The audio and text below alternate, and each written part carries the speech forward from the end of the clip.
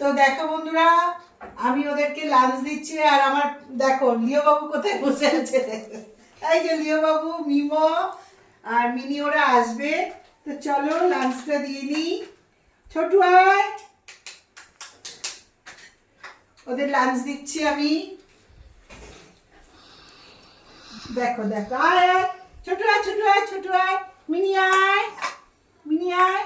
Mini আমাকে দেখে চলো ওদের লাইটটা জ্বালাই, ওদেরকেই দেখাই, দিকে নিয়ে আয়, বুড়ি বুড়ি নিয়ে। মিনি আয়, মিনি তোকে দেখেছে আর বেরোবে না। তো দেখো আঁচল এসছে, আঁচলকে দেখে মিনি একটুখানি মানে ঢং দেখাচ্ছে।